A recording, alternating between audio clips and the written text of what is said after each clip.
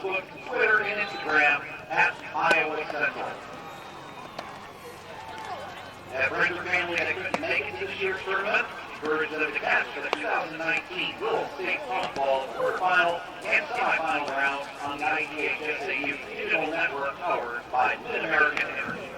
Each game will be live streamed online at IGHSAU.org. Don't miss any tournament action thanks to the digital network powered by Mid-American.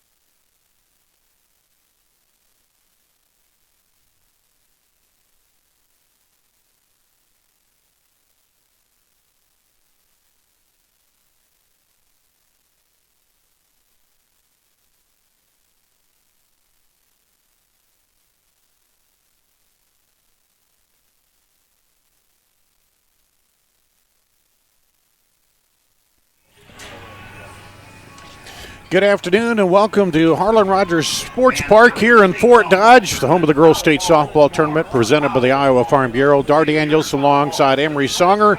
Coming up, we'll have for you Class 3A quarterfinal, number 3 West Liberty taking on number 6 Treynor here on the Iowa Girls High School Athletic Union Digital Network powered by Mid-American Energy Company. We've got that coming up. We'll have the starting lineups, talk a little bit about these teams and set up the game for you as they're ready to get underway. First pitch about 11:30 here. So let's take a quick break. We'll be back with more after this on the Iowa Girls Union Digital Network.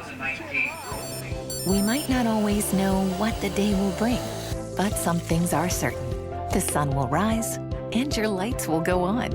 That's because at Mid-American Energy, we're obsessively, relentlessly committed to providing you energy when and where you need it, to connecting with you and keeping our communities safe and strong. Because the most important thing we put our energy into is you. We're obsessively, relentlessly at your service. This is more. More savings. More service. More focus on fresh, quality produce. Expert butchers who know more. And the most talked about meat in town. We are Fairway. We put everything into meat and grocery.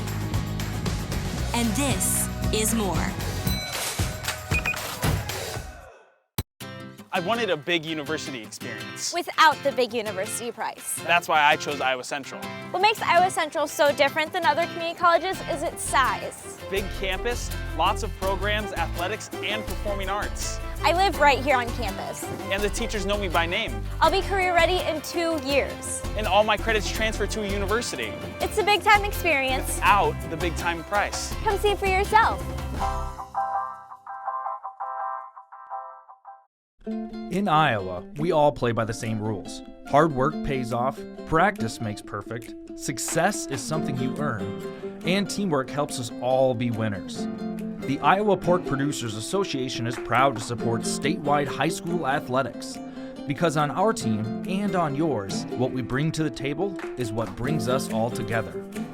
Learn more about our commitment to Iowa at iowapork.org.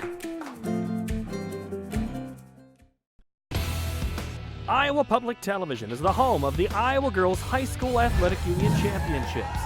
We bring you live, uninterrupted coverage of the state championships in volleyball, basketball, soccer, and softball.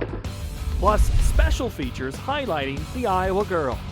Catch it all on statewide Iowa Public Television, on air or at iptv.org.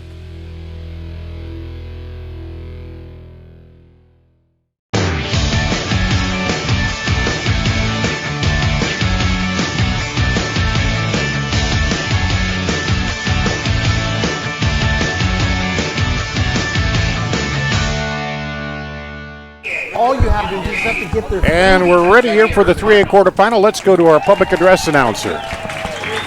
And the West Liberty Comets. The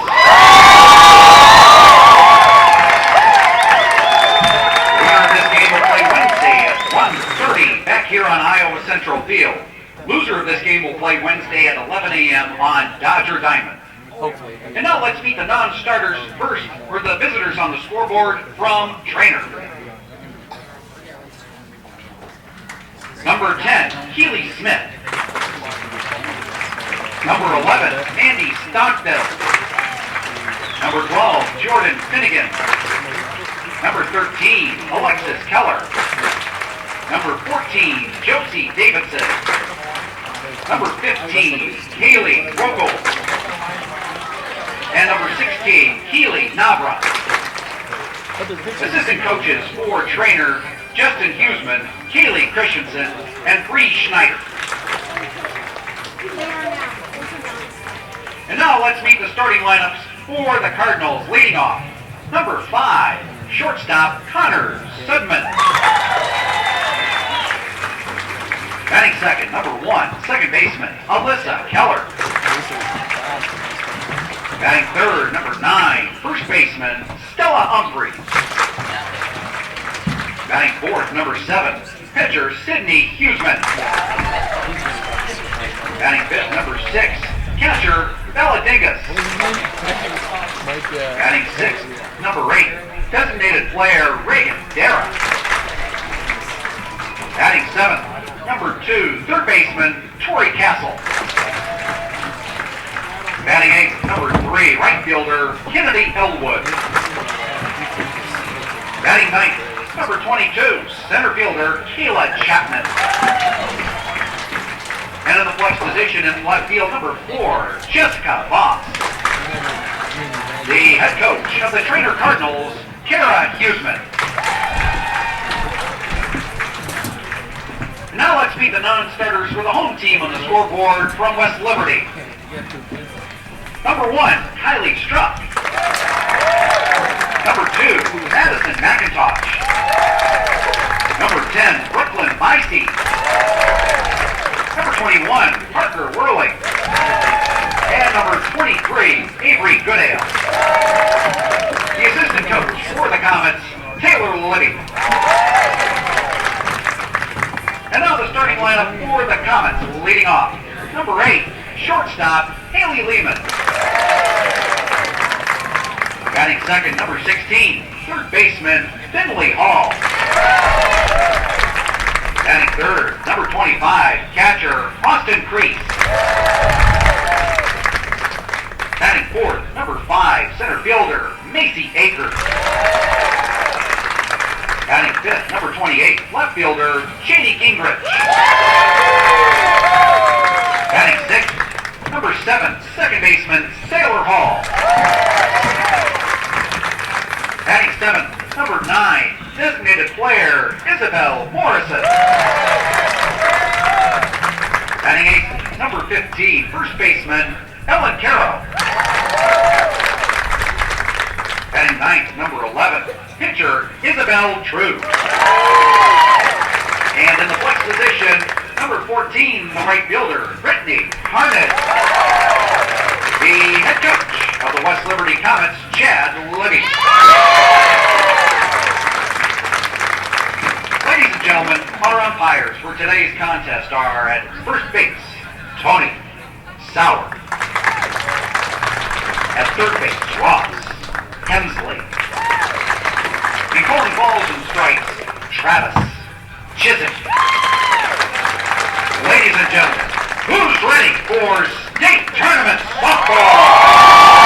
Starting lineups brought to you by Buena Vista University, located in Storm Lake. Buena Vista University prepares students for lifelong success through transformational academic, professional, and co-curricular programs. Schedule your visit today at bvu.edu. Here on Iowa Central Field, Dar Danielson, Emery Songer, and one of those Emery games where you have West Liberty making a first appearance. Treynor's been here quite a bit, and a really good sports year for West Liberty, and hoping to make a splash here at the girls' state softball tournament. Yeah, and sometimes you get that charm of the Cinderella, tag on you, kind of feeling, even though that they are the number 3 seed, West Liberty, that they can make a run here in their first maiden voyage here at Harlan Rogers Park. But you could tell Treynor, they are a little bit more seasoned. They have a better record. They went undefeated in the Western Iowa Conference, not against as good a competition, which is why they're the 6th seed here. But this should be a competitive ball game, and it is the underdog in terms of seeding happens to be the team that has way more experience at this level than the other team in the other dugout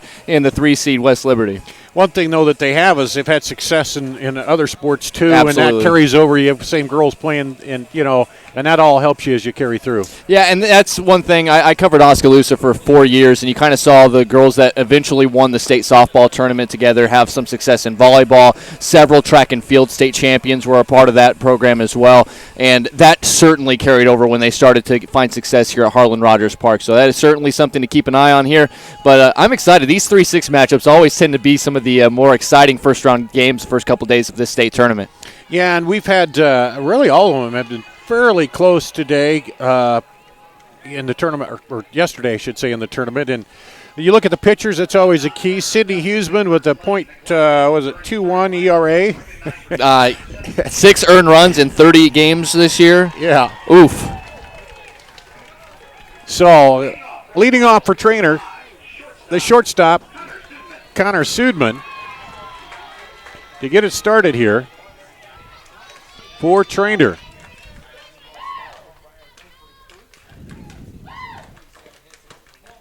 Pitches a ball.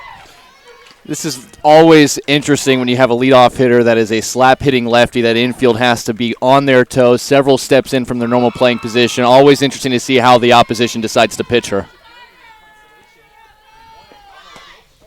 Takes another ball, starting out 2-0 here.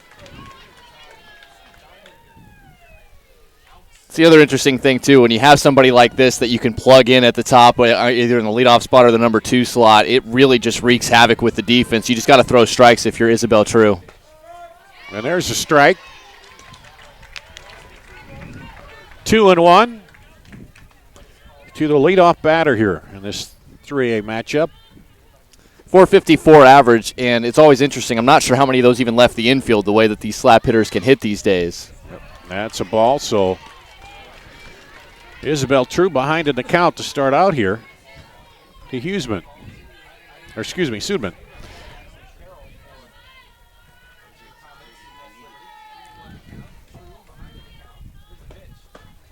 And that one's a strike, so it evens it up, or goes full on the count, 3-2. And with the 2-strike count, that takes that little swinging bunt out of play. Typically, for one of these slap hitters, they don't want it to go foul and end up being a strikeout. Here's the pitch, and she kind of took a cut at that and strikes out for out number 1. It's always very interesting, Dar, when you have a slap hitter like that. When you get them to 2 strikes, it does take a little bit of that approach out of them because they really like to lay that little swinging bunt to that left side of the infield, and that took that away. Brings up the second baseman, Alyssa Keller, hitting .338. The sophomore takes a ball. And what do you know? Another slap hitter hitting in the 2 slot. Yep. You get him on and get something working here.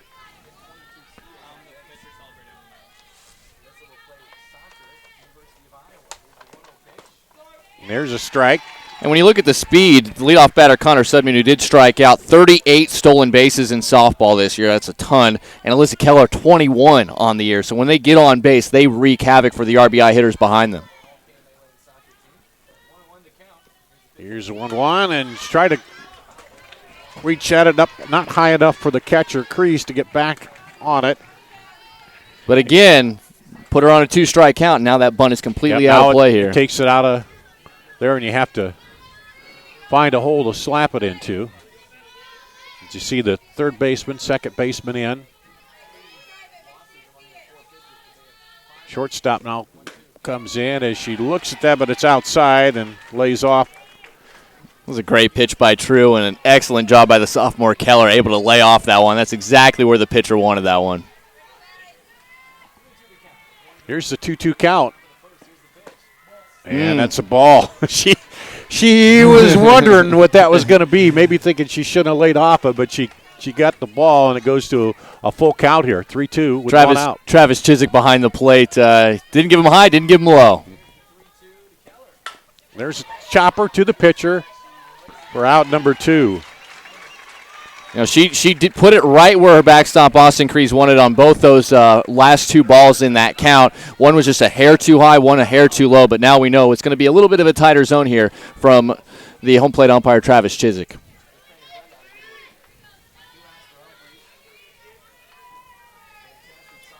Brings up Stella Humphreys, the first baseman. Takes the first pitch for a ball. Hitting .442, sophomore. Got a lot of good young players here for Treynor, for as seasoned as some of these older players have been getting back to the state tournament. And that one's right on the corner for a strike on the outside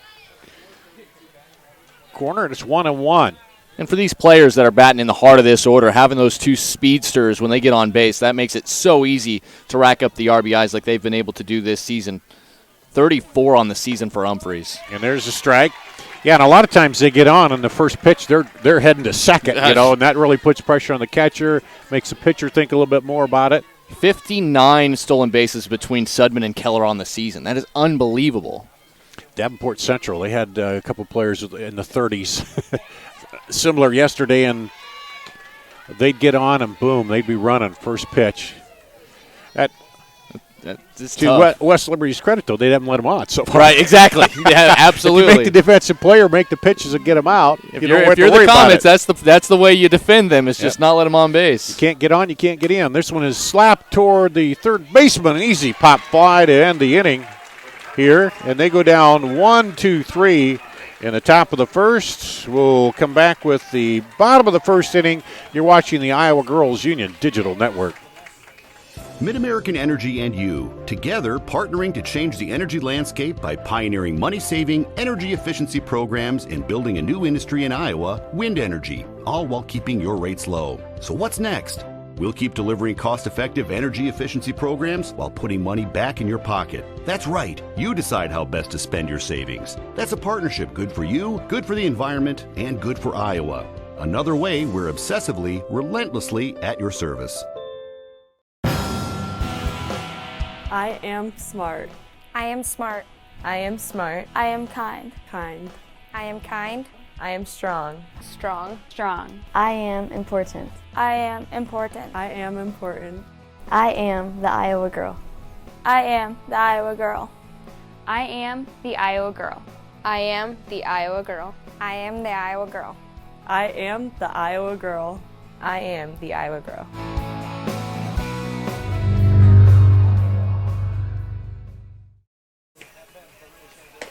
We go to the bottom of the first inning here in the Class 3A quarterfinal on the Iowa Girls Union Digital Network, presented by the Iowa Farm Bureau, powered by Mid-American Energy. Dar Danielson, Emery Songer with you.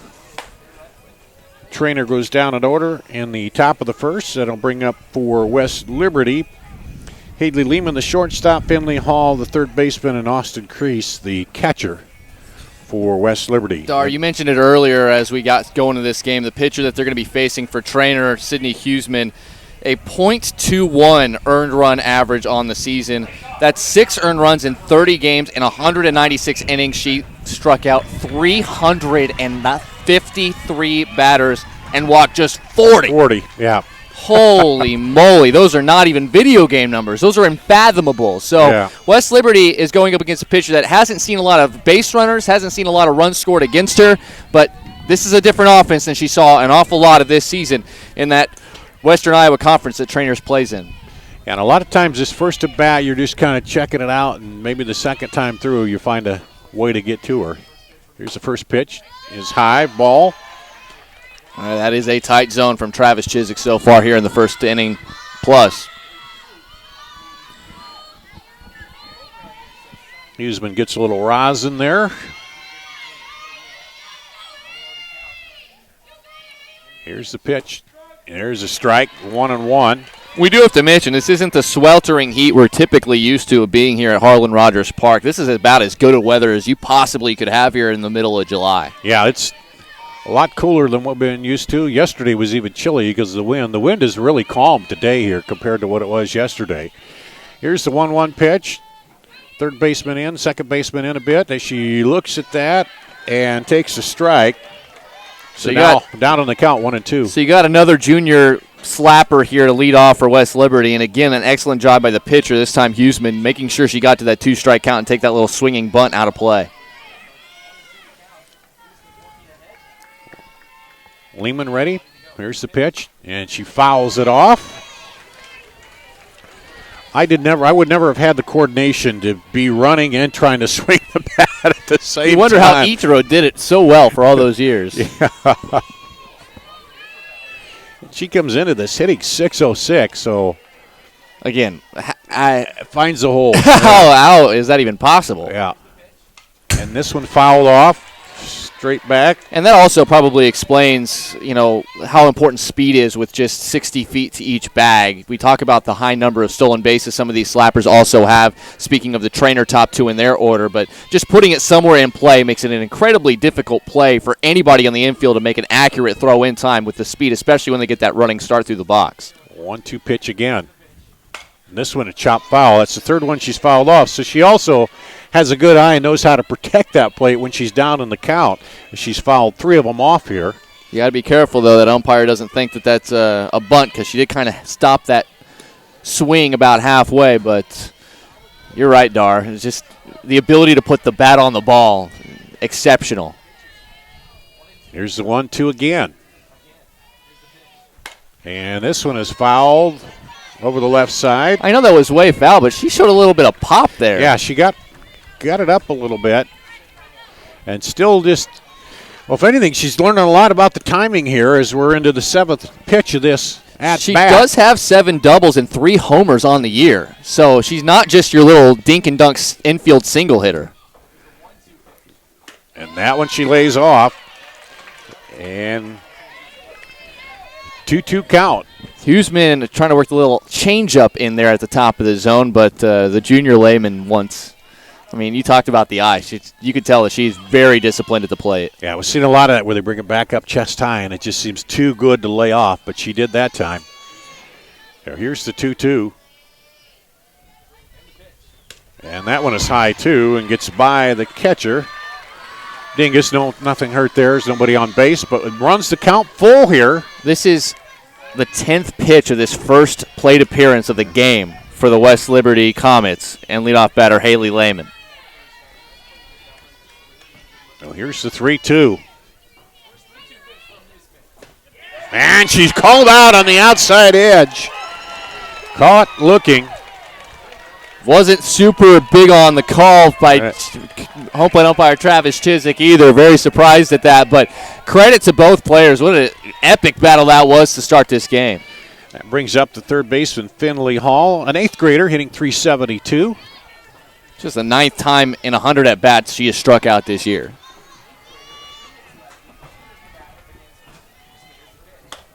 There's a swing and a miss. And now a growing rarity in softball, Dar, the traditional swinging left-handed batter. She had a lot of pitches to look at there, so she should know Huseman by this point. And takes that one high.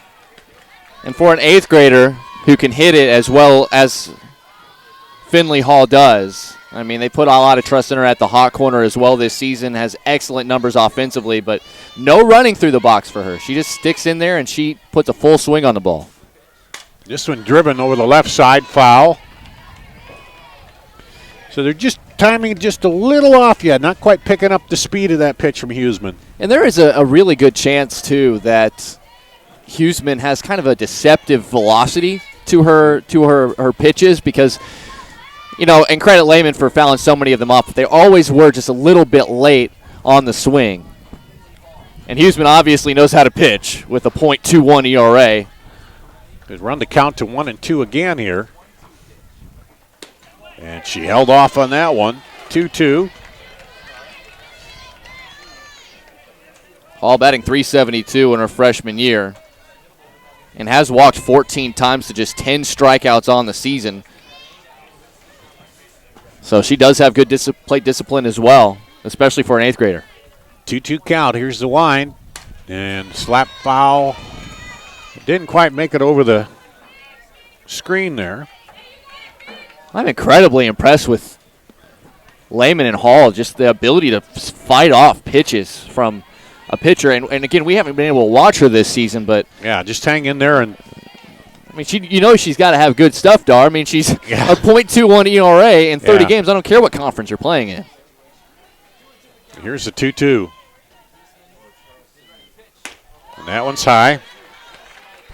Runs the count full again here.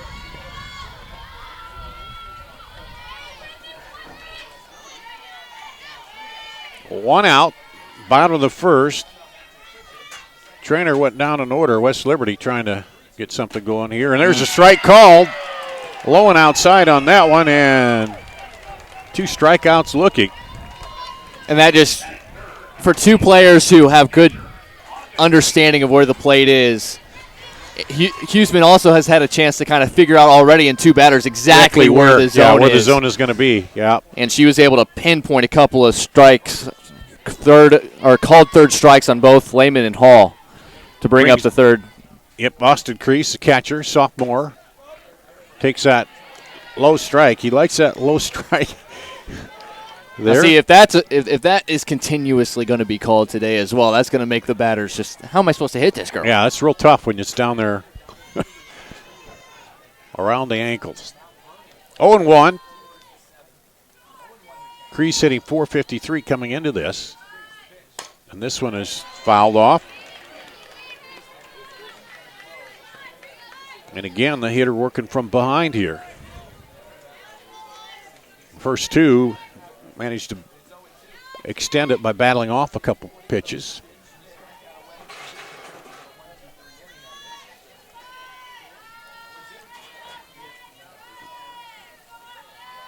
Wind, and that's outside. Going to make her think about that one. Put it outside a little bit, and she held the bat. Just change the eye level just a little bit, even though that was not close enough to elicit a swing. Get her looking a little bit outside. I wouldn't even be surprised to see another one outside here, maybe try to trim the corner off that edge, but I think she's setting up an inside pitch here in the next pitch or 2. Yep, she's got that low inside one been called. Oh, it comes high. You're asking for one at the knees here, Dar, I think. Yeah. She got that strike one call. That was about a softball length below the knees. I think she's going to be looking there again. Here's the 2-2, 2 outs. This one is fouled straight back. That was probably the best pitch to hit so far in this at bat. Yeah, that one leaked a little bit above the knees, actually. And for a number 3 hitter like Austin Crease, who this season has hit 7 doubles, 4 triples, 3 homers, that's a pitch she wants to drive into the outfield and just got underneath it. Yeah, and the 2-2 with 2 outs, nobody on here. Bottom of the first inning. Oh, just lit up a little on that one. It just hung out there off the plate. She took some off of her changeup on that changeup. And that was just me. I'd have been swinging and been struck out before it would even got to the plate. You would have swung twice before it got there. So here's the full count. She's running full again. And this one, driven up to the middle, to the second baseman, not in time. So she sawed her off on the hands there. Yeah. And she's mixing her speeds up so well, but West Liberty's top 3 hitters, just the ability to put the bat on the ball. Yeah, came through with that bat and directed it almost, and then second baseman Keller really didn't have time to make a play on that. Macy Akers, the center fielder, hitting .402. The senior comes to the plate now with the first base runner of the day and the first base hit of the day. And another conventional hitting left-hander in this order. Here's a strike. Where are you at, Dar, on the taking the first pitch first time through? Because I think you get some meatballs if you're taking them there. That was right down the waist. It just depends. I think a lot of them do that just to see where it's at. Maybe you get adjusted to the velocity. Yeah, get a little adjusted. And there's the runner going. Throw down she's there in plenty of time. And I think, as we talked about, as good as these girls are at the plate and distinguishing the pitches, it doesn't hurt them to take one. No. You know? Absolutely, especially if you have a running team, and West Liberty is that. That's the 13th stolen base this year for Austin Crease. And now she's in scoring position if Akers can find the outfield somewhere.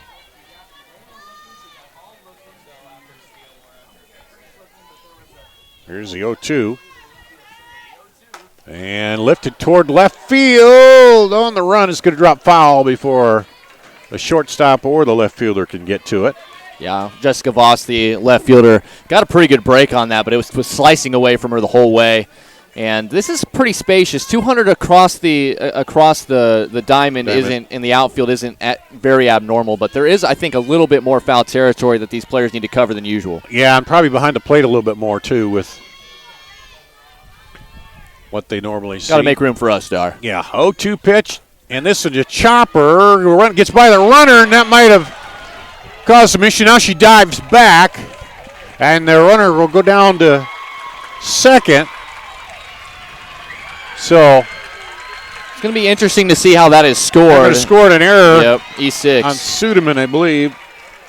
Yep, so Sudeman over there at shortstop couldn't handle. I don't know if she would have had to play anyway, but the error kind of created that chaos. And the runner came right in front of her, too, and that's one of those where she didn't interfere with the ball, but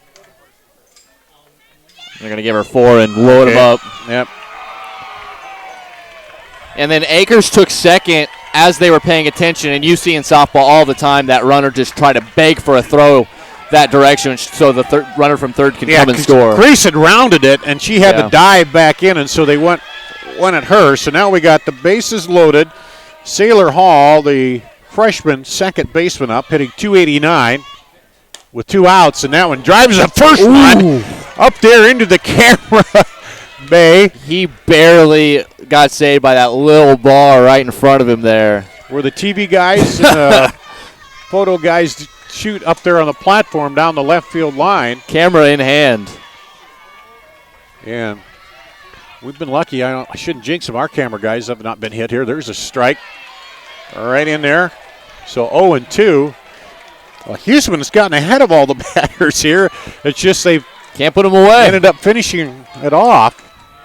And good speed all the way around here for West Liberty. If anything extends this inning, this could be a big opening in this first for the Comets. So ball on the hole anywhere could score at least 1. Pitch, and swings and miss, strikes her out. What a pitch. To end the threat. No runs, 1 hit, 1 error, and 3 left on. At the end of 1, no score here on the Iowa Girls Union Digital Network. We might not always know what the day will bring, but some things are certain. The sun will rise and your lights will go on. That's because at MidAmerican Energy, we're obsessively, relentlessly committed to providing you energy when and where you need it, to connecting with you and keeping our communities safe and strong. Because the most important thing we put our energy into is you. We're obsessively, relentlessly at your service. This is more. More savings. More service. More focus on fresh, quality produce. Expert butchers who know more. And the most talked about meat in town. We are Fairway. We put everything into meat and grocery. And this is more.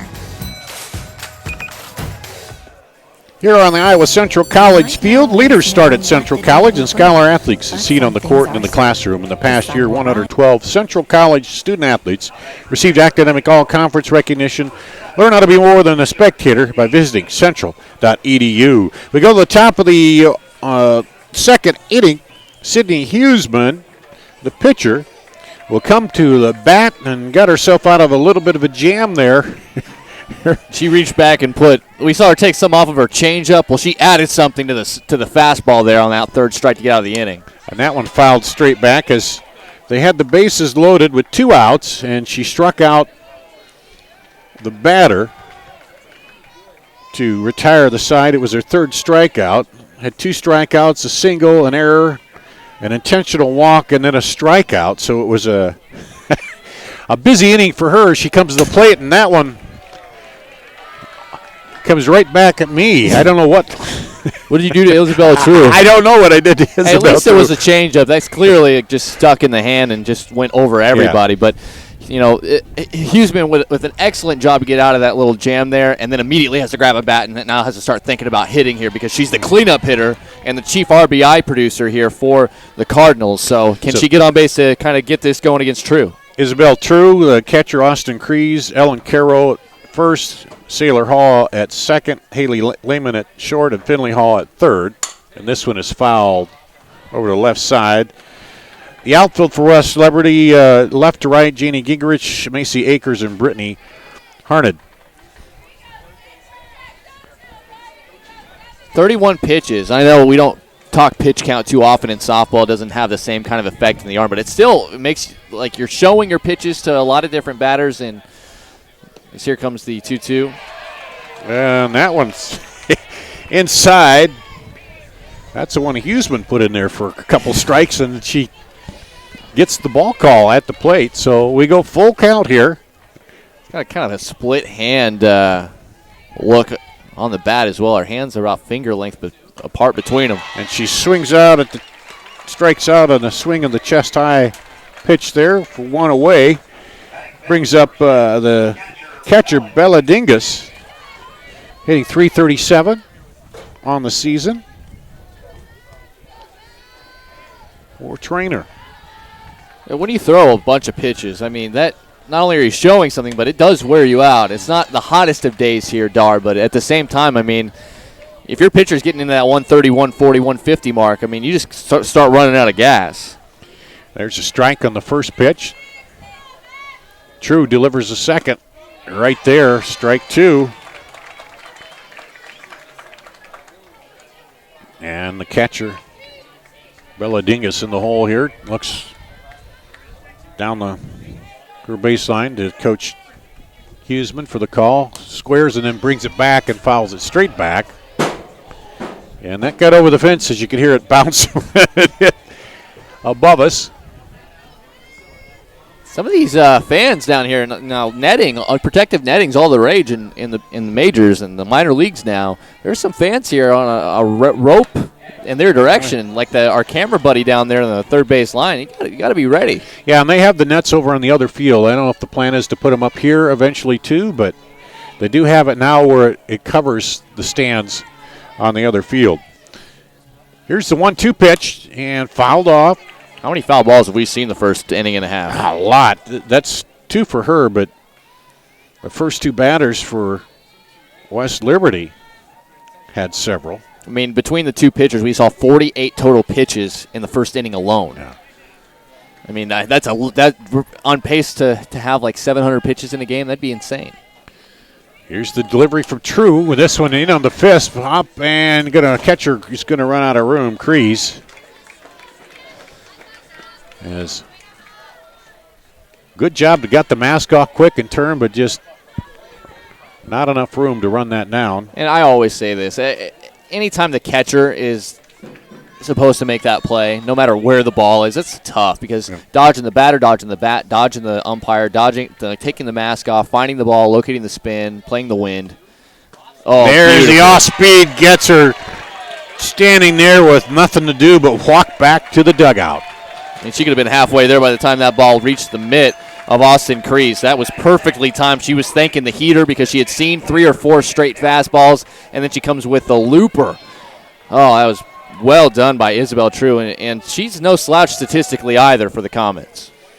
Brings up Reagan Dara, designated player, and that's a pop out to the second baseman. So Treynor goes down in order once again. And the top of the second will come to the bottom of the second with the 7, 8, and 9 hitters due up for West Liberty here on the Iowa Girls Union Digital Network. Mid-American Energy and you, together partnering to change the energy landscape by pioneering money-saving, energy efficiency programs and building a new industry in Iowa, wind energy, all while keeping your rates low. So what's next? We'll keep delivering cost-effective energy efficiency programs while putting money back in your pocket. That's right. You decide how best to spend your savings. That's a partnership good for you, good for the environment, and good for Iowa. Another way we're obsessively, relentlessly at your service. Hey, high school sports fans. Are you following the Iowa Girls High School Athletic Union online? Stay up to date with the latest information and scores from across the state as we share highlights and achievements from our student athletes. You can follow all the action on Twitter, Facebook, Instagram, and Snapchat. Just search at IGHSAU. You're watching the Girls State Softball Tournament presented by the Iowa Farm Bureau, powered by Mid-American Energy and the Iowa Girls Union Digital Network. West Liberty will come to bat with the 7, 8, and 9 hitters here after putting down Treynor in order in the first 2 innings. Isabel Morrison, the designated player, a sophomore, will step in. And I still get confused occasionally on the designated player, the flex player, and all that, and where it's all going. But I like the idea because it gets more girls into the game. Well, and as their strike one to Morrison, the interesting thing about the flex player that is different than it is with the DH in baseball is that flex player can enter and exit at any time, in any situation. Like on the bases, it can hit for herself, and you don't lose the DP. There's a swing and a miss. Yeah, it's almost akin to the libero in volleyball, where you can come in and around, and it's great because it allows more people to get into the action. Maybe a better hitter can hit, but then the fielder, who might be a better runner, can actually run the bases. Yeah, it's interesting. Huseman ahead 0-2. Here's a pitch, and Kyle out. It's Morrison looking. So she's recorded 4 outs, all via the strikeout, and the single and error didn't leave the infield. Brings up the freshman, first baseman, Ella Caro, hitting .341. Here. Infield at normal depth. And a swing, and a little late on that one. 0-1. She does not look like a freshman. I mean, Ellen Caro looks like she could take your lunch. Yeah. I mean, 341 as a freshman is insane, and she's got first base size, as you can see. That one's a little low. That was the same area. She got a couple of strike calls in that first inning. Bella Dingus, the catcher. Stella Humphreys at first. Alyssa Keller at second. Connor Sudman at short. Tori Castle at third base. Outfield left to right. Jessica Voss, Kayla Chapman, and Kennedy Elwood for Treynor on the defensive side. Here's the delivery, and there's a strike. Right in that same area. Yeah, I'm not going to lie to you, Dar. I'm still trying to figure out exactly where it starts and stops, especially down there around the knees. Here's the 2-2.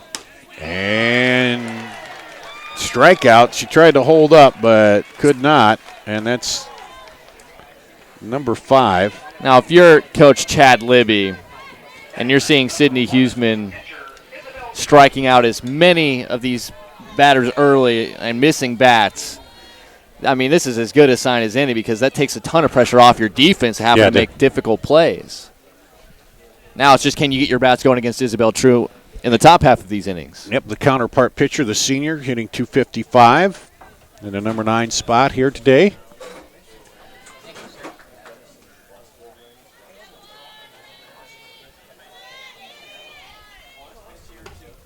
And that is a strike call.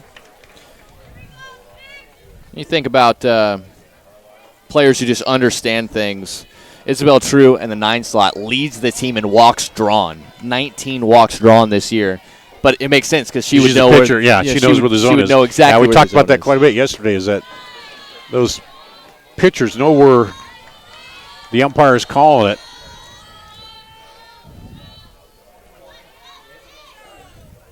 Because then if they do get one that's a strike when they weren't out on the mound, they kind of turn and say, hey, wait a minute. I can get that one next time. When I was in the circle, that was not.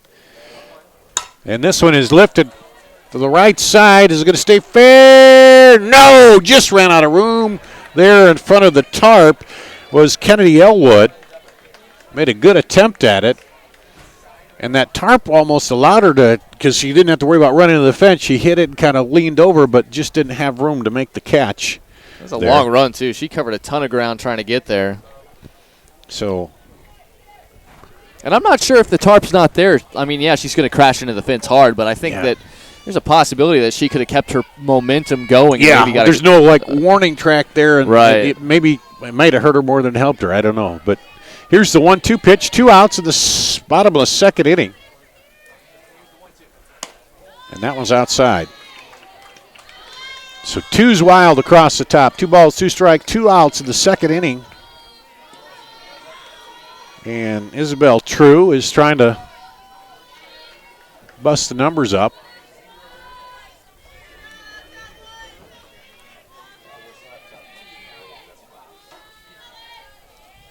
Here's a delivery and came back inside and got her swinging.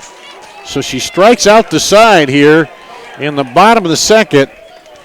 And we'll go to the top of the third here with the 7, 8, and 9 batters due up for Treynor on the Iowa Girls Union Digital Network. We might not always know what the day will bring, but some things are certain. The sun will rise and your lights will go on. That's because at MidAmerican Energy, we're obsessively, relentlessly committed to providing you energy when and where you need it, to connecting with you and keeping our communities safe and strong. Because the most important thing we put our energy into is you. We're obsessively, relentlessly at your service. I wanted a big university experience. Without the big university price. That's why I chose Iowa Central. What makes Iowa Central so different than other community colleges is its size. Big campus, lots of programs, athletics, and performing arts. I live right here on campus. And the teachers know me by name. I'll be career ready in 2 years. And all my credits transfer to a university. It's a big time experience. Without the big time price. Come see it for yourself. At the Girls State Softball Tournament here in Fort Dodge, presented by the Iowa Farm Bureau on the Girls Union Digital Network, powered by MidAmerican Energy. We go to the top of the third inning. It'll be the third baseman, Tori Castle, for Treynor, followed by the right fielder and the center fielder. And Castle steps in for her first at bat of the day. Takes that strike inside on the first pitch. So is it like on the knee? I don't know. It's below it. It's hard to tell here where he's set up, but I mean, great. Yeah, we don't have the greatest view of exactly where that's crossing the front of the plate, but still, I want to figure it out, Darts. It's going to drive me nuts. And these pitchers don't need the help, let's be honest. Here's the 1-1. This one slapped toward the shortstop. Come up, make the throw. Haley Lehman for the put out. Yeah, nice routine play there by Lehman, but the defense hasn't had to make a lot of plays on either side so far. To just have a ball in play, make sure that the early jitters are out of the way. First time playing on this field for West Liberty. Looked really strong there from Lehman. Kennedy Elwood, the right fielder, the junior. Pops one toward left and off the glove. It's a foul ball. Just foul. Just foul there. But it still goes down as an error in your book because that allows the batter to come back and have another crack at it. But if you're asking Janie Gingrich if she'd like to have that one back, she knows she had that one right on the netting pocket area of the glove, and it just couldn't squeeze it. So 0-1 now with the long foul ball. And that's really the first ball we've seen tag with any authority here, and she did turn on it.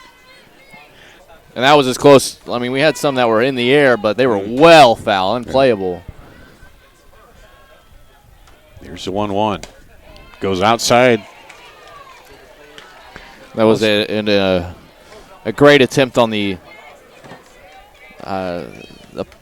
framing job there by Kreese behind the plate. Back in. Tried hard, just couldn't get the call. But Elwood had been watching and saw those inside pitches. You're talking about hitting the first pitch, and she did there. Right. Now that one comes back up, and she swings and misses, and it's 2-2. So Isabel True brings it back up. And Elwood looks down to Carrie Huseman, the coach.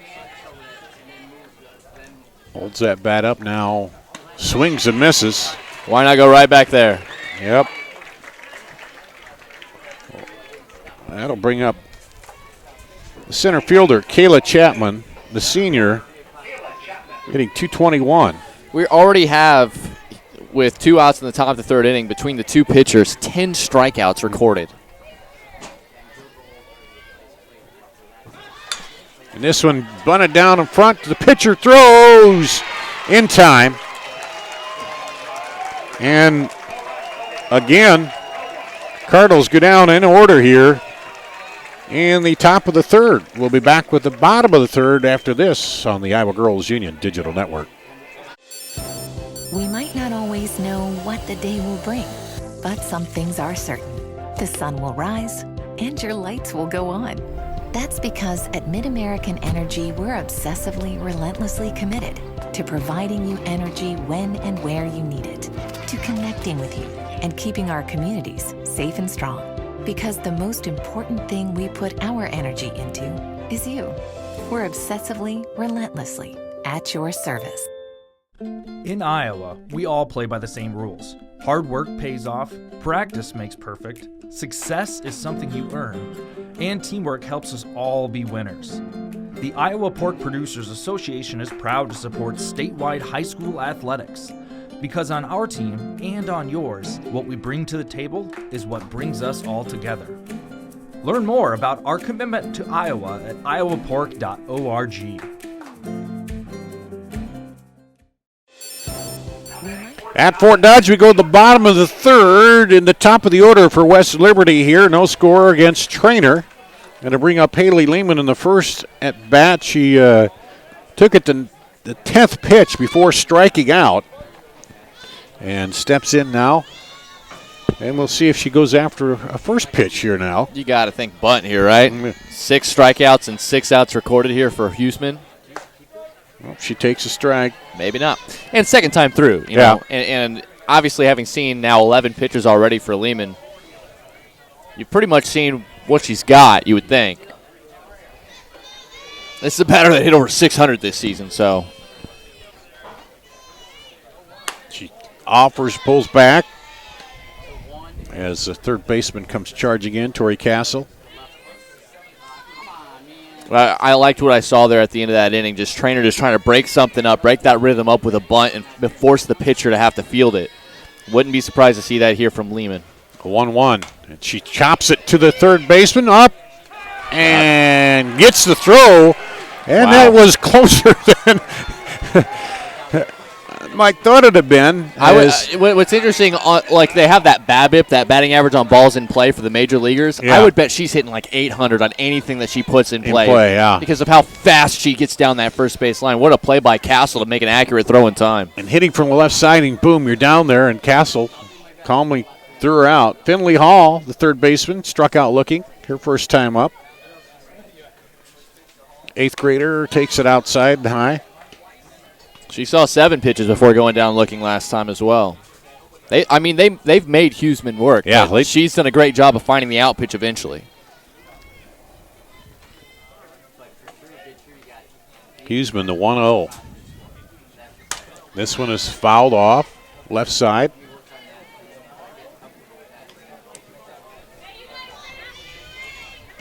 And obviously with the conventional hitting lefty here, you don't really have those slap opportunities in play. But anything on the left side of the infield, is if you have any good speed whatsoever, you're going to have a shot to beat it out. Yeah, everybody kind of playing back. Third baseman in just a half a step. Now comes in, and there's a little number down. It'll go foul. The first baseline. And she's throwing so many strikes. Even the strikes that are allowing these at-bats to continue are foul balls, and it's a good job by the Comets continuing to keep it alive. But coming into this inning, she had thrown already 44 pitches, but only 13 of those missed the strike zone. Well, they've all been batting from behind, too. They get behind and then have had to foul it off to keep up there. 1-2 now.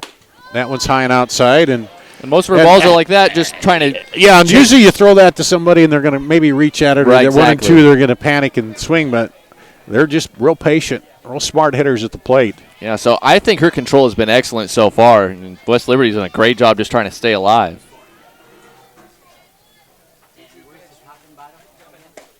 That one's right there.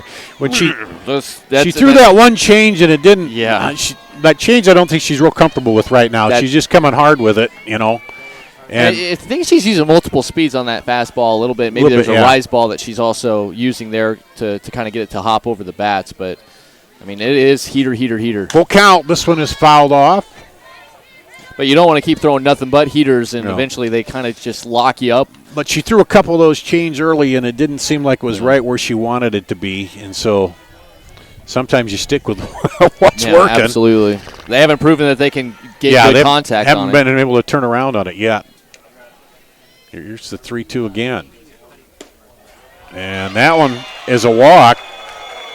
Those last two balls were as close. I mean, we've seen right around those knees, it's tough to know what is and what isn't a strike right now.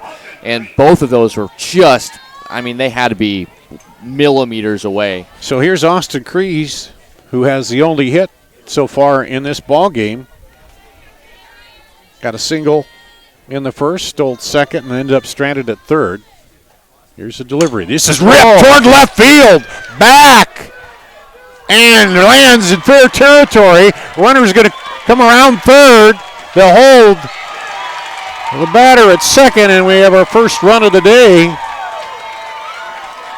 Well, there it is, double. You grooved one to the number 3 hitter, and she was not taking on the first pitch. No. And she unleashed a fly ball down the left field corner and was able to drive home the first run of the day for the Comets. And now Treynor's going to have to work from behind. That's just the 7th earned run of the season. And that extra base hit brought to you by Kruger Seeds, as all the extra base hits of the tournament are. Next time you're in need of corn or soybean seed, give your local Kruger Seeds dealer a call. Kruger Seeds, first-class seed, first-name service. And we could rewind the tape and play it again. Walks kill you, because it's the batter who walked who came in on that hit. And there's a bunt to the third baseman. They'll throw wide, and the runner's going to come home from third.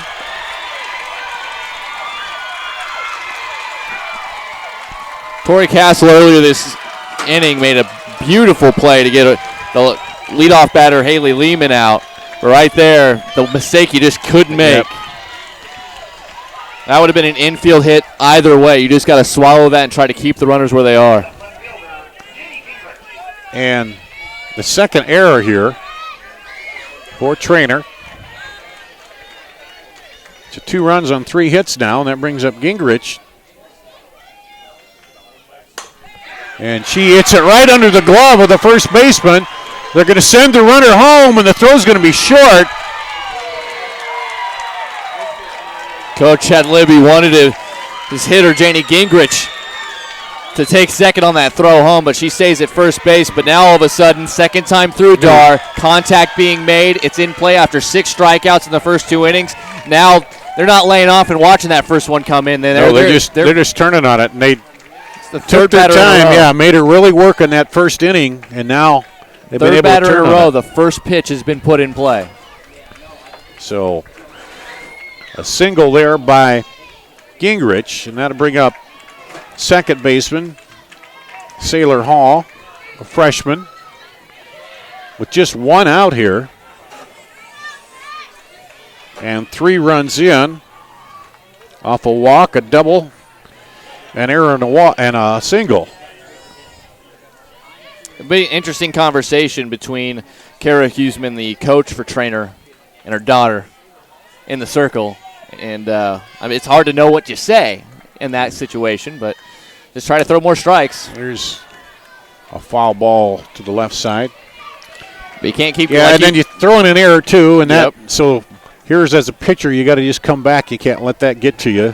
Well, and like you mentioned, though, she was grooving so many fastballs in a row, and at some point the opposition will find a way to time those up properly and get them in play. 0-1 pitch to Hall. She puts the bat out. Oh, and the catcher almost caught that barehanded as Bella Dingus. That would have been some play. Yeah. Her hands are not as big as the ball is round, so that would have been unbelievable. She almost set that to herself like a volleyball player. Yeah, just about got it, but it gets back to the backstop, and 0-2's the count with 1 out. Oh, that one's high and right back to the backstop. And so that takes the double play out of the equation here to get out of the inning.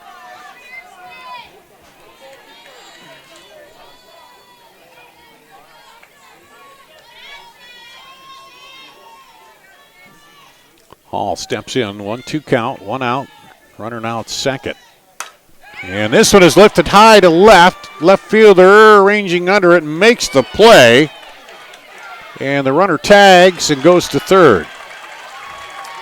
Jessica Vossen left, came toward the gap, stopped, then went back toward the corner and was able to make the play. I mean, she got all turned around. I think a bunch of heart attacks were happening over here in this first base dugout watching her try to track that fly ball. That brings up Isabel Morrison, who struck out her last time up. And yesterday, that would have easily stayed in. There would have been no question about it. Today, a little breeze. There's a swing and a miss. This is the kind of thing that a team like Treynor, while a lot of these girls haven't played here, the school has been here. There is that winning mentality when it comes to softball. It's getting through these tough innings and knowing you still have 4 innings worth of outs to come and make up these 3 runs that you've given up so far. And you got 2 outs if you can quell that run over there and get the out here. 3 runs isn't a huge thing to overcome. No. But they have to come back too, and they've gone down in order, so they'll have to come back and now the second time through figure out something at the plate. 1-1, swing and a miss. Brought it up a little higher there. Yeah, I mean, when I broadcasted Oskaloosa State Championship win against Carlisle, I mean, that was an unstoppable Carlisle team with an unstoppable pitcher. And the final inning, she gave up 4 runs for a walk-off state tournament victory. I mean, you never know against any team at any time. 3 runs is certainly within the realm of possibility. And this goes back. Yeah, you know, they play a lot of games in these tournaments, so are a little bit different, and then the pressure is so much ratcheted up, you know. Sure. Just like state basketball, you get a 85% free throw shooter, but when it's state tournaments on the line, the game, it's a little bit different there. Morrison, designated player, steps in, 1-2 count, 2 outs, runner at third. Oh, takes that one low inside.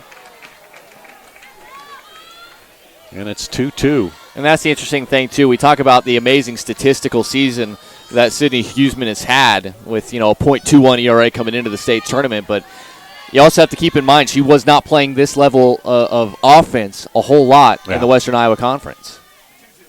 And this one is... Look out. All right, into the stands there, just beyond the fence. And a little friendly fire there. I was just about to say Morrison was trying to protect herself. She came in it, and then it ends up off the handle into the stands and almost hit a fan. Don't throw that away. You turn it in, you get a Chick-fil-A sandwich. What a great deal. Or chicken wings. There's the ball. I wish we could get one of those. Yeah. Full count now. I mean, this is a huge pitch here. You have a chance to get out of the inning, and you only have you strand a runner at third base. This one is lifted to the left side, and the catch made by the third baseman, Castle, for the out.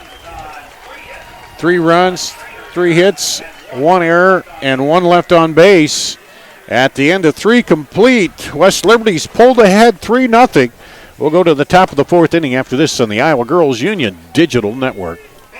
Mid-American Energy and you, together partnering to change the energy landscape by pioneering money-saving, energy efficiency programs and building a new industry in Iowa, wind energy, all while keeping your rates low. So what's next?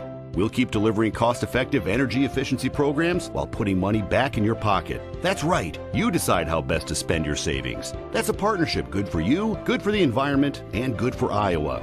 Another way we're obsessively, relentlessly at your service. Iowa Public Television is the home of the Iowa Girls High School Athletic Union Championships. We bring you live, uninterrupted coverage of the state championships in volleyball, basketball, soccer, and softball. Plus special features highlighting the Iowa girl.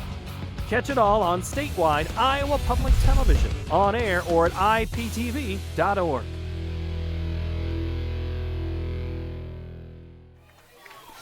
We go to the top of the 4th, the top of the order for Treynor here on the Girls Union Digital Network, and slaps it over to the third baseman for the put out. Today's ball game presented to you by Central College.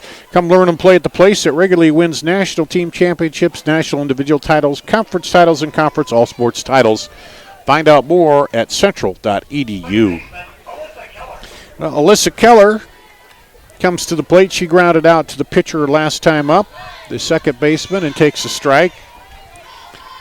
And into the 4th inning. Here's now where Treynor needs to start solving Isabel True here a little bit and get some runners on. And they were really battling there, but if she settled in the last inning and maybe a third of inning, the last 3 or 4 batters. There's a bunt missed, and it'll be foul. Yeah, she did a good job of just. She has done a better job than Huseman has at this point of working in the secondary pitches besides the fastball. Yeah, mixing it up, yeah. And just not – we talked about until that last half inning we didn't see any good, strong contact from either team, but she's done a great job not letting the barrel of the bat get hit by Treynor here so far. And had her guessing a little bit on kind of a rise ball there, 1-2. And to get these top 2 batters here, the top of this order is so dangerous with the speed and the ability to get on base, steal bases, and get driven in. If you can keep the top 3 off the bags here, you're setting yourself up for a successful run. This one is slapped down third baseline, backhanded. Throw. Nope, they're going to say it was foul. Yep. Okay. But a great play nonetheless by the 8th grader Finley Hall at third base there. Yep. Saw her calmly kind of take her time, make sure she made a good throw to get Sudman on the first batter of the inning, and then there a great read. Yeah, if you make the great defensive play but don't come up and make the throw, it means nothing. So you got to come up, set your feet, and throw it, and she did, but it was in foul territory. Well, so an 8th grader, that's insane to me. 1-2 outside. You don't usually see a ton of 8th graders playing third base and shortstop. Yeah. It's just those are really tough because of the length of the throw you have to make to first base, and especially at third, how quickly the ball gets to you. That's impressive stuff over there by Finley Hall. 2-2. Chopper to the second baseman. She'll have to turn and throws in time. Sailor Hall makes a great play there. How about the other Hall? Said, don't forget about me, the freshman playing second, playing in for the left-handed slap hitter. So, again, had to go across her body, turn, set, and throw. It was almost like an Jose Altuve type play where her balance was taking her away from her throw, and she still made an accurate play to get a speedy runner at first base.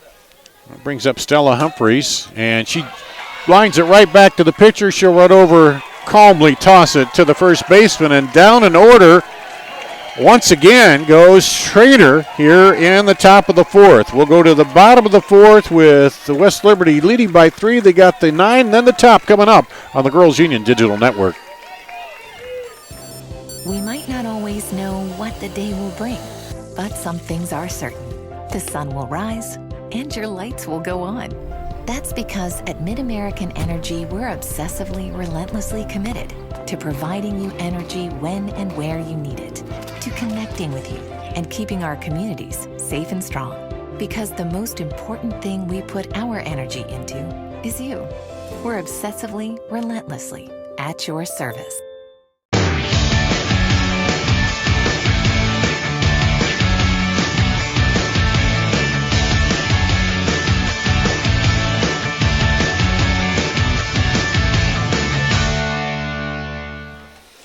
You're watching the Girls State Softball Tournament here at Harlan Rogers Park in Fort Dodge on the Iowa Girls Union Digital Network, presented by the Iowa Farm Bureau and powered by MidAmerican Energy. As we're in the 3A quarterfinal here, wrapping up 3A today.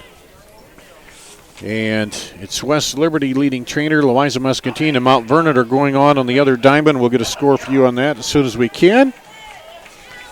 And leading it off is Ellen Caro for West Liberty. And I guess it's 8-9 and then the top here for West Liberty. She takes a ball. And how does Huseman kind of react? Had only given up 6 earned runs all of the season, regular season and playoffs to this point. Then she gives up 3 earned runs, all in 3 batters basically last inning. How can she bounce back, try to keep this at a 3-run deficit while her offense tries to figure it out? Yeah, and there's a worry of overthrowing, and then there's maybe say just put it in there, let them get it in play, and when your defense, well, see there, that goes foul. But yeah, there's couple ways it could go, but with her experience, we'll see if she can work her way out of this. A 1-2-3 inning would be good for them. Yeah, to get back in. And that's the interesting thing. Neither of these teams, player-wise, are super seasoned when it comes to this level and this stage, but she's the best pitcher that's ever played for Treynor. That one is back to Huseman. Throws a little high, but nice to have a first baseman over there that has a little stretch. That's what you love to see there. Was a player like Stella Humphreys. Yep. She with her glove straight up, she probably got close to 7.5 feet of range there and help her pitcher out a little bit. And here's Isabel True. Speaking of infield defense, how about those 3 defensive outs we saw from West Liberty last half inning? Yeah. Holy cow, all 3 of those were phenomenal plays. Yeah, they all had to make plays on that. This one is a ball. And accurate throws against 3 speedy runners as well. Yeah, they look into the dugout. Get the call on the pitch. A 1-0 to True. And she held off. Yeah, I was just to say, I was surprised they didn't appeal, but they do. And the first base umpire says no. Doesn't ever hurt you to just ask. Tony Sauer over there at first base. And that's low. These umpires wearing the pink crew neck shirts is a little something different. We've seen pink come back in for the Girls Union. There's a strike. Gene Berger kind of bringing them back as one of their key colors. I like it. Yeah. So 3-1. Huseman behind in the count here to her counterpart. True wraps it towards center, over the head of the center fielder. Back to the fence. She'll round and go to second as the throw comes in. Well, they threw that to the shortstop, and that wasn't quite lined up. I don't know if they got her, but it seemed like didn't give yourself a didn't shot. Get a chance at it, but a double from the number 9 hitter, True, and that brings up the top of the order. Avery Goodale is going to be the courtesy runner at second base for True, but when your number 9 hitter is the pitcher, we already talked about the fact that she's got a great understanding of the strike zone. But there, her 4th double of the season, and that one was tattooed. That's the hardest hit ball we've seen all day. And that courtesy runner will count as a substitution. Brought to you by IMT Insurance. Learn how you can be worry-free with IMT at imtins.com.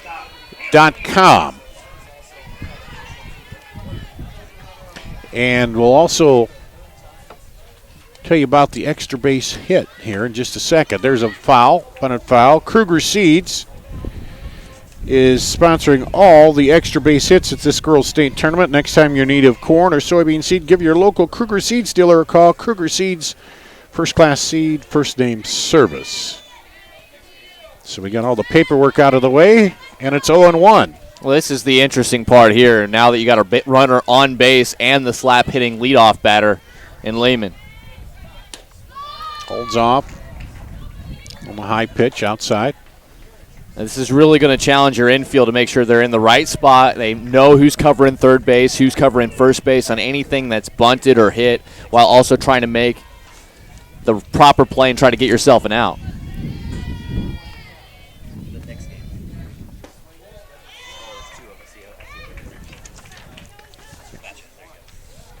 Two and 1 to Lehman here. She's 0 for 2, but had that 10-pitch at bat in the first inning. So you know she's seen plenty of Huseman. Yeah, and that really kind of set the tone against Huseman. They were sure. up there, hey, we're going to battle you all day here. You know, we don't care. She did strike out 6 the first 9 she saw, but as soon as they got second time around, I mean, there's all bets were off. But it wasn't like an easy, I'm up there swinging at 3 pitches and going down. It was, taking her to the It took her limit. 44 pitches in 2 innings to get those 6 strikeouts. So you're absolutely right, Dar. I mean, I don't know if you could throw more pitches and get 6 strikeouts. Here's the 2-2 count now. And that one's high and inside and runs the count full. She's kind of losing that command that we saw. She was in pinpoint control, forcing West Liberty to have to battle her, but now they're more easily laying off of some of those pitches around the border here, and you don't want to put Lehman on with that speed that she could have. And you give up a knock or two, too, and then you're a little more hesitant on your spots. That one right through the middle. Well, this did get out there, and the runner's still going all the way around to third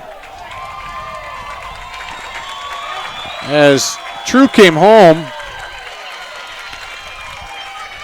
So here's the interesting thing about that defense. With the infield drawn so far in at every position except for shortstop, for the event of this little slap hit that Lehman is known for, they brought the center fielder Kayla Chapman within 12 or 15 feet of the second base bag so she could cover second in the necessary throw situation if the catcher wanted to throw down a second, and the ball ended up squirting past her all the way to the wall. Yeah, to the wall, and you end up with over at third base. So it's what should have been a single ended up as a triple. So that, I mean, even though it's not a direct result of Lehman slapping the ball in play, they were playing defense for the slap. Yeah, that's where they were set up for the slap and got through there. 1-0 to Finley Hall, who struck out, walked, and scored the first run of the day. This one is fouled off as she tried to bunt it. Hall also flashing some excellent glove work over there at third base as well. But, 4 runs. Now we're kind of teetering here, Dar. With a pitcher like Isabel True and with the way she's been able to pitch all season long, now the task is becoming a big mountain to climb. Yeah, 4 runs on 6 hits here, 2 errors for West Liberty. Still just 1 out and a runner over at third. Off the triple. And that one bounces, and catcher can't find it, and Lehman will come in to score there. Is it wild pitch or pass ball? I'd say I think it's going to go wild pitch, but either way, those are just the kind of things that this battery and this team Treynor hasn't had to deal with a whole lot. They only lost 3 games all season long. This one slapped right to the third baseman who gloves it. Tori Castle gets out number 2. You see why they wear masks on the corners. Holy cow. Yeah. Especially when you're coming in on those slap hits and bunts sometimes. They could come off the bat hard. You know, there was just, she was about even with the bag, but it was just lined right at her. Brings up Austin Crease, the catcher. Now that seemed a little off speed there, but. He's trying to work it in there, but remember Crease on the first pitch she saw last at bat. Nailed a double down that left field corner. Didn't want to give her another fastball to just size up and hit to the outfield.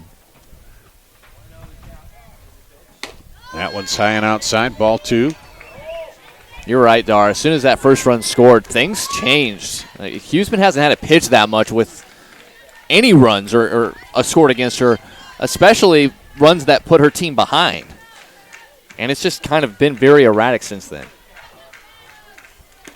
And that comes back inside, so she runs the count to 3-0. 2 outs here, looking to get out of the inning, but being careful with Crease, who doubled. She singled and doubled, 2 for 2 today. With an RBI and a stolen base, there's a strike.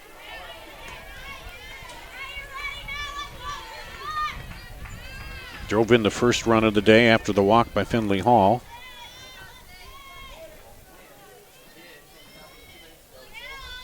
Here's the 3-1. Holds off that and takes a walk. That'll bring up Macy Akers, the center fielder, who has reached twice on errors. And Sarah Huseman is going to come talk to her daughter, Sydney, again. I mean, we talk about that pitcher-coach relationship is already a special one, especially now considering the fact that you have a mom and daughter that are the coach and pitcher. Nobody else is even in the circle. This is strictly just those two talking. But, again, this is just a scenario that has not happened very frequently, especially this year for Sydney Huseman. So now with another runner on base and still some meaty bats coming up here, this could still get out of hand if you're West Liberty. You got to try to capitalize while you can.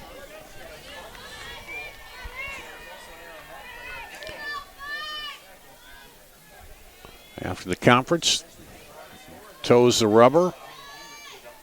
Looking to Dingus, her catcher. Delivers, and it's driven left side of the diamond. Fair ball. It just drops in there. Runner stops at third. And a single by Akers. That had such crazy spin. It was right over the head. It was almost one of those, you see the catcher have the ball right above her trying to figure that out. That's kind of what happened to the third baseman, Castle. It was hit so high, and this just kind of started to turn above her head. She got turned around and then dropped in fair territory behind her. And now with runners on second and third and 2 outs now, they're going to give the intentional pass for the second time to Janie Gingrich. And now with the bases loaded, another opportunity here for Sailor Hall to try to bust this thing even more wide open. Bases loaded. Sailor Hall comes up. She struck out and flied out to left here as West Liberty trying to pad this lead. Bases loaded, 2 outs. That one's high past the pitcher, and the runner will come in to score from third. Yeah, the wheels are coming off now, Dar. That's her second wild pitch of the inning for a pitcher that has had pinpoint control all season long, has completely overmatched the Western Iowa Conference, and here just running into an offense that first time through took some notes, took some lumps, 6 strikeouts first time through, but since then they have done nothing but just pound the ball in play and put tons of pressure not only on Huseman but her defense as well. So all the runners move up. Second and third. This one is low. 2-0. To Sailor Hall. And 2 outs. 2 runs in with 2 outs. Got some ball inside. And she's lost where that line was. So early on she knew exactly. She was hitting that right there, wasn't she? But now it's just a little low. And that. And it's a helpless feeling for everybody out there because who else is going to come in and pitch this game? Because she's been doing it all season long. And there's a base on balls. Load them up again. If you count the 2 intentional passes to Janie Gingrich, there's 5 walks now for a pitcher that had given up 40 walks all season long. I mean, she misses tons of bats, and West Liberty just not allowing her to do so here after the first time through the order. Isabel Morrison struck out, flied out to right. Takes a strike on the first pitch here. The run rule is still in effect here, and now all of a sudden the 10th run is standing at home plate, and all you would need is 3 more outs if you're West Liberty, but all you're thinking about right now if you're Huseman. Bounces, the runners takes off over there. Akers at third, but gets back as Dingus able to find it that time. Got a assist from Travis Chiswick behind home plate. Got a leg in there on accident and knocked it down.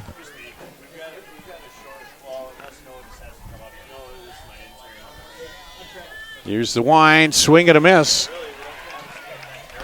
That has some good fade on it. Well, here a strikeout would be big anyway, just for the fact, as you talked about, not building that lead up anymore here with 6 runs. Another hit here, and, I mean, you're talking about the impossible would have to happen.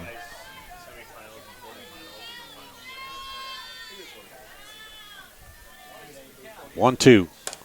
Lifted high over the backstop.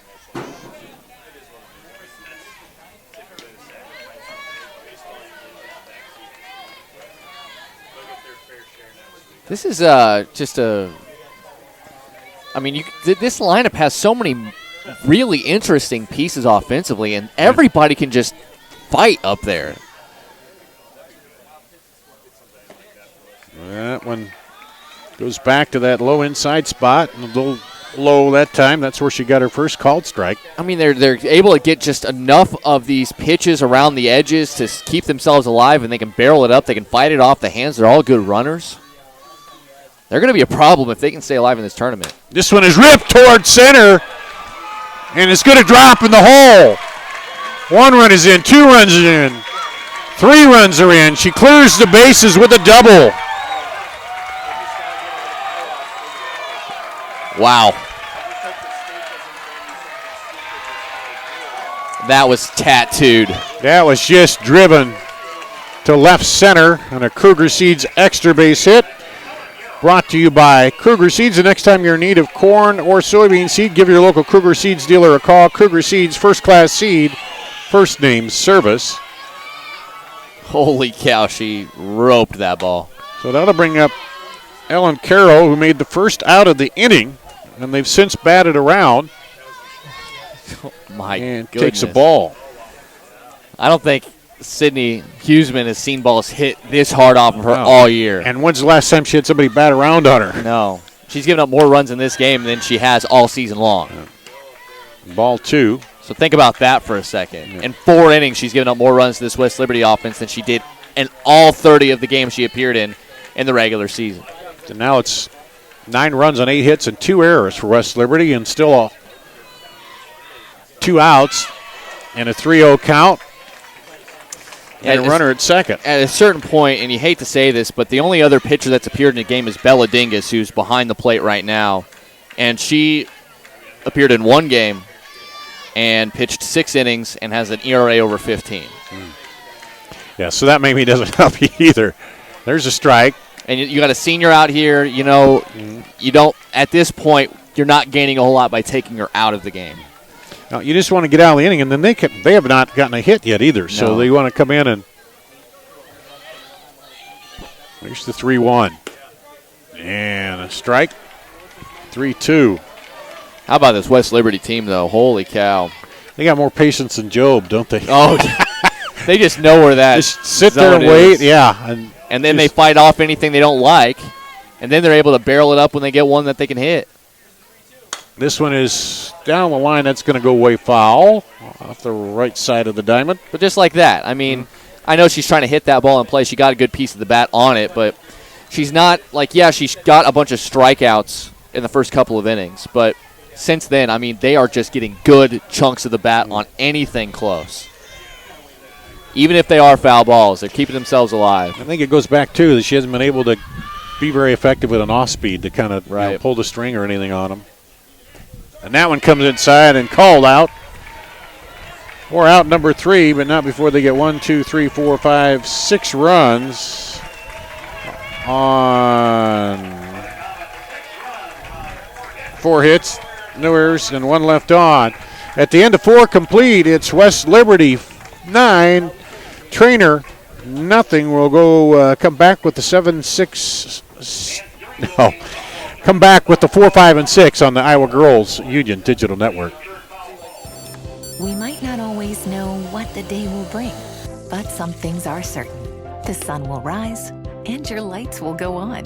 That's because at Mid-American Energy, we're obsessively, relentlessly committed to providing you energy when and where you need it, to connecting with you and keeping our communities safe and strong.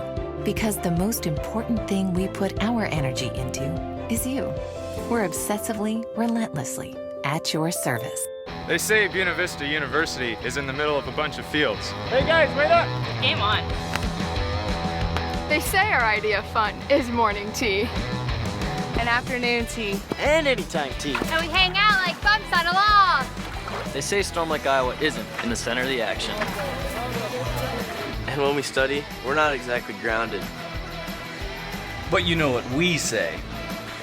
You gotta see it to believe it. We might not always. We go to the top of the order. Sydney Huseman, the pitcher, comes to the plate for Treynor, sends one down the line and caught on the run by the right fielder, Brittany Harned. So here in the top of the 5th inning, Dar, I'm looking at the clean sheet that you are. Isabel True was kind of just, we talked about how good of a season she has, but we were really impressed with Huseman's pitching numbers and then the West Liberty offense. That was a match we were paying attention to, but True has pitched a whale of a game, and Treynor has battled in some of these at-bats as well, but the efficiency has really picked up here. Bella Dingus, the catcher, she struck out looking her first time up in the second. Fouls off the first pitch there.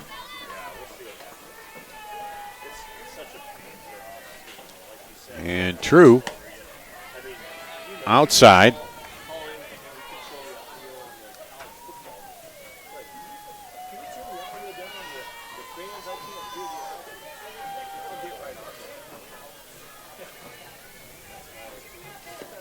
This one is lifted to the outfield. Center fielder moving over, makes the play. Macy Akers puts it away for out number 2.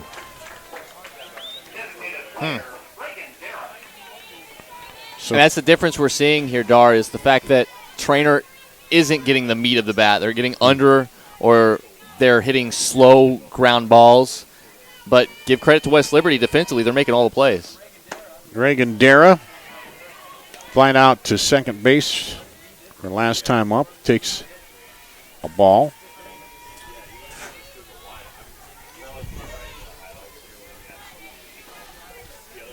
True checks the armband, gets the pitch, and delivers. This one is lifted high to the left side of the diamond, and the shortstop calls her off. It's a fair ball. It's going to drop in there. Oh, man.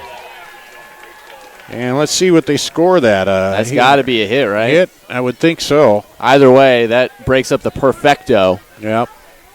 But I also think that's going to go down as a hit because she didn't get a glove on it. They put a hit up there, so that ends. It was the same type of play we saw last inning on that little blooper over the third baseman as well. Third baseman here, Finley Hall, was called off by the shortstop Lehman, but she couldn't get over there in time to make the play. And we're going to have a courtesy run over there at first base, but that at least gives you at least a look of what a runner on base looks like for Treynor here. And I want a break that went your way for a change here in this game. Yeah, exactly. Troy Castle, the third. Oh, Jordan Finnegan will pinch hit. And this one is lifted. Foul. This is Castle. They definitely they've made a 13 is running. Okay, so she wasn't pinch hitting. It was Alexis Keller is the runner at first base. Okay. Our Mr. PA got a wave between his he got a wave. Didn't know exactly what the wave was for. Okay, so we got the runner, courtesy runner at first, and it's still Castle behind the plate, or at the plate, 1-1. And a ball. Guess it's technically a pinch runner because it's for the designated player and it's not the flex player, but the player can re-enter at least once, even if it's not the flex. Here's the 2-1. And a chopper to the third baseman comes up, ends the inning. Treynor did get one hit on a single, and we'll go the top of the fifth with. Oh, did they switched the ruling? They switched that ruling to an error now. Okay, so there's nothing weird about that. Let's take. We'll be back with the bottom of the fifth after this on the Iowa Girls Union Digital Network. We might not always know what the day will bring, but some things are certain. The sun will rise and your lights will go on.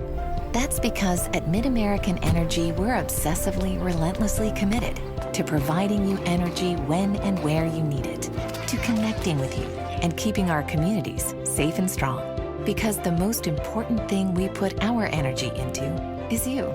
We're obsessively, relentlessly at your service. All you have to do is you just have to get their feet here on the pavement and bing.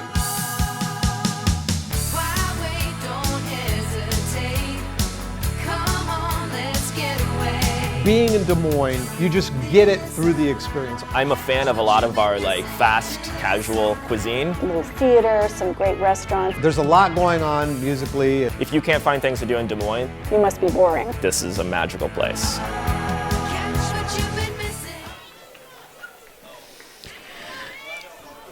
We go to the bottom of the fifth. The bottom of the order, Isabel True, the pitcher, who doubled her last time up and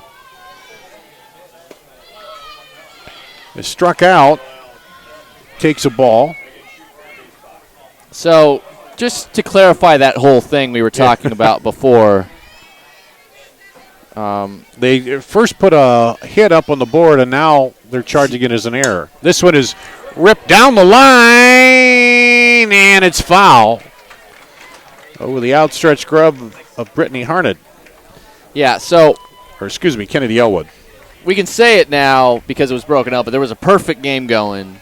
Yeah. And then that little blooper over the head of the third baseman, Finley Hall. Shortstop Haley Lehman came over, called her off, but didn't get there in time, and I don't think she touched the ball. I didn't think she did, but I understand the logic of why you give an error there to keep the other pitcher thing alive. This one is hit high on the infield. Shortstop comes in, makes the play.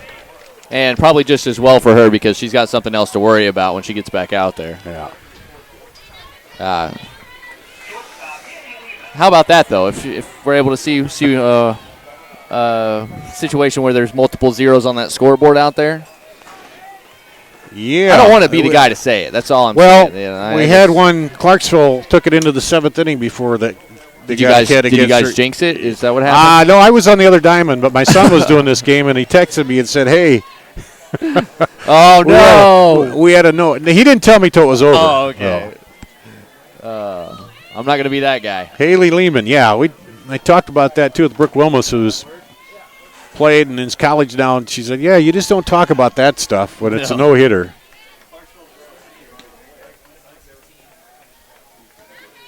Back to the top again. It didn't feel like all that long ago that Haley Lehman had a 10-pitch at bat before she struck out looking in the first, but since then, I mean that triple she hit was a ground ball up the middle, which you probably will never see that again. But as you said, everybody pulled in, including the center fielder, and it just got past her. It skipped under the glove there, the fielder, and just kept rolling to the wall.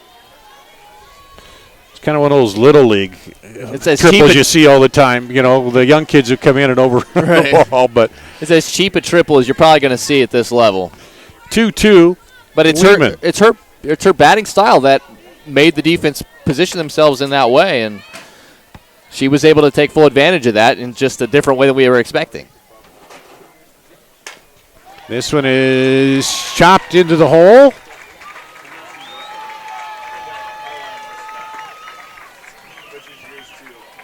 Or Lehman. I mean, she only hit, what, 600 this year? Yeah. She's got that triple and the single. And brings up the third baseman, Finley Hall, with one out, runner now at first.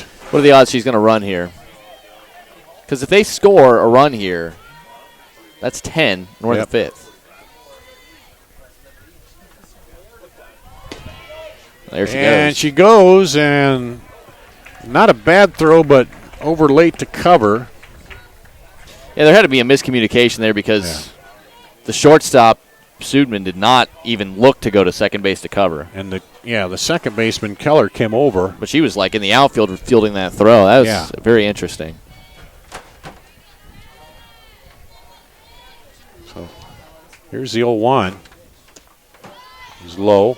That was a 28th stolen base for Lehman this season as well. So she is a burner out there on the base paths.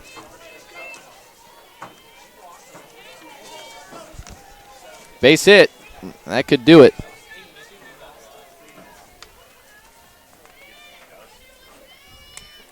Here's the 1-1.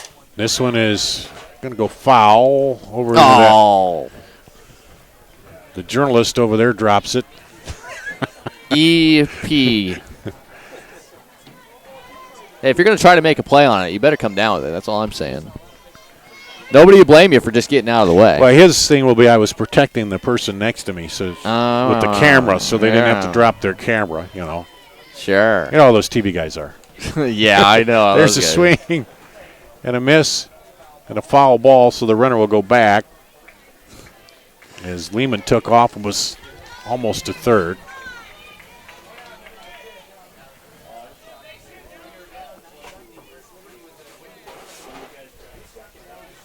And a winning run out there. And this one is fouled. Man, back over to the same spot. And hey, that time, you gonna try to make a play on that one, buddy? Yeah. If he'd have caught that one, I'd have been impressed. That was a screamer down. Oh, he knew his limits on that one. Yeah, he didn't even attempt at that one. And now he's getting a little with the business. Oh, hey. Fans and everybody over there. Are you going to make a play or not, man? Yeah, come on, you're there. You're in perfect position. Here's the 1-2, and outside for a ball. I'm so impressed with this young lady, Finley Hall. Just an 8th grader. The defense has been fantastic. Hit the ball hard a couple of times, even though she's hit them foul. She hit a line drive right at the third baseman, Tori Castle. But also some great defensive plays that she's made as well. Walked and scored in the third. And that one's low. Thrown out the third. It gets through the hands of the third baseman. And safe. Had to wait to see there. She overslid the bag. Yeah. The throw beat her, but Castle just couldn't handle the throw. And stolen base number 29. So now that winning run is at third base with one out, 3-2 count. And they will move the infield in so they don't just let the run score. This one is chopped through, and that single will do it. Bring home run number 10. And with that, Dar finishes off a 5-inning no-hitter for Isabel Bell. 5-inning no-hitter. Isabel True. For Isabel True. Well, not the debut in the state tournament Treynor wanted, but West Liberty was really tough today, and they will advance to play the winner of the Louisa-Muscatine-Mount Vernon matchup. Did he just say Louisa-Muscatine? I think he did. Yep. Okay, so that game must be over. Okay. Well, I mean, that just final thoughts on this one? Great team effort. Obviously, Isabel True's going to have sky-high confidence going into the semifinal matchup later this week. But Treynor, unbelievable season, but we didn't know how they'd respond when they got some runners on base. We hadn't seen very many runners get on base or even score against Treynor all season long in that Western Iowa Conference. But excellent job. Like I told you, that offense is going to be a problem because of how many versatile parts that they have, 1 through 9 in the order. So the final here, 10-0 West Liberty in 5 over Treynor. They advance to play in 1:30 tomorrow, Louisa Muscatine. That's going to wrap it up for Emery Songer. I'm Dar Danielson, and the Iowa Girls Union Digital Network presented by the Iowa Farm Bureau, powered by Mid-American Energy.